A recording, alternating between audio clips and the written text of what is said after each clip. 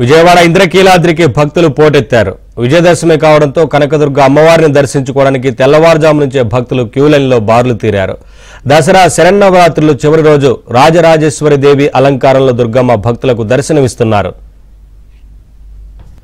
మరోవైపు భవానీలు పెద్ద ఎత్తున ఇంద్రకీలాద్రికి తరలివచ్చారు. ఈసారి భవానీలు ముందుగానే ఇంద్రకీలాద్రికి చేరుకుంటుండటంతో కొండ దిగువ నుంచే భక్తులు కిటకిటలాడుతున్నారు. క్యూ లైన్లు మొత్తం జై దుర్గా జై జయ దుర్గా నామ స్మరణతో మారుమోగుతున్నాయి. అమ్మవారి చేతి వేళ్ల గోళ్ల నుంచి ఇలా అనగానే విష్ణుమూర్తి పదవతారాలు వచ్చాయి. నేను చెప్పడం కాదు, లలితాహస్రనామంలో ఉంది. దేవి భాగవతం నుంచి తీసుకున్న లలితాహస్రనామంలో ఉంటుంది. అదే మనం ఇప్పుడు పారాయణ చేస్తాం, పూజ చేస్తాం. కరాంగుళ నఖోత్పన్న నారాయణ దిశాకృతి పదాలు చదివేటప్పుడు సరళంగా ఉంటాయండి. మనం చెప్తున్నాం కదా అని తొందరపాటులో మొదటి ఖా తీసి రెండో ఖా పెడితే అర్థం మారిపోతుంది. అలాగే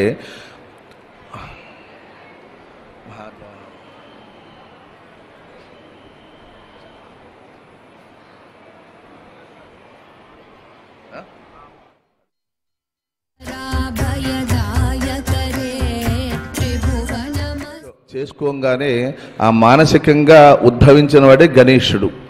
మానసిక భావన చేత ఇలా చాలా ఉంటాయండి అర్థాలు. వన్య ప్రాకార మధ్యగా, తర్వాత భవానీ భావనాగమ్య, భవారణ్య కుఠారిక, భద్రప్రియ భద్రమూర్తి.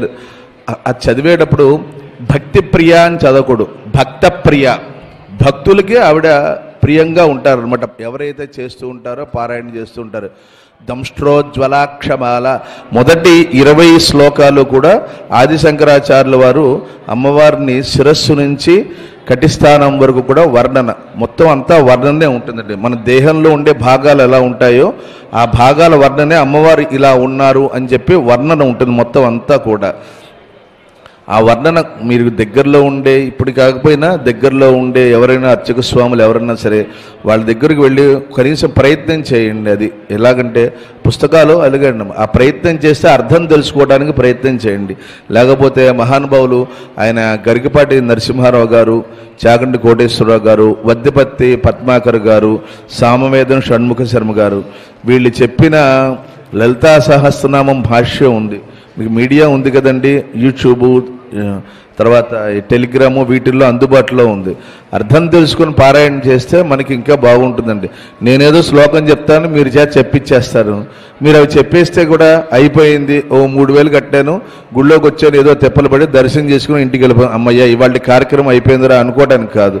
మనం ఏం చేసినా సరే భక్తి శ్రద్ధ ముఖ్యం. మీరు అలాగే చేస్తారనుకోండి, కాదనట్లేదు, కానీ సార్థకత ఉండాలి కదండి. అర్థం తెలుసుకొని పారాయణ చేస్తుండేది.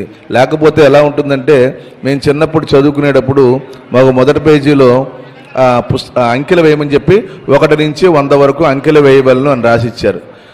మేము ఏదో మాస్టర్ గారు చెప్పారు కదా అని చెప్పి 1, 2, 3 వేసాం. మాలో ఒకడు బాగా విపరీతంగా ఆలోచించి పేజీ మొత్తం అదే రాశాడు. 1 నుంచి 100 వరకు అంకెలు వేయవలను, 1 నుంచి 100 వరకు అంకెలు. వాడికి అర్థం తెలియలే. అలా చేసుకుని మన ఉపయోగం ఏముంటుంది చెప్పండి? 1 నుంచి 100 వరకు అంకెలు వేయాలంటే పేజీ మొత్తం అది రాయమన. వాడికి అర్థం కాలేదు కాబట్టి మొత్తం అదే రాసేసాడు. అర్థం చేసుకుంటే 1 నుంచి 100 వరకు అంకెలు వేసుకోవటం, 1, 2, 3, 4 ఇలా. అందుకని మనకు ఏం చేసినా సరే అర్థం లేకుండా చేస్తే వ్యర్థం, నిష్ఫలా భవేత్. అందుకని ఆ పుస్తకాలు పూజ కోసం కాదండి, చక్కగా బాగా అలంకారం చేసి పెట్టారు కానండి.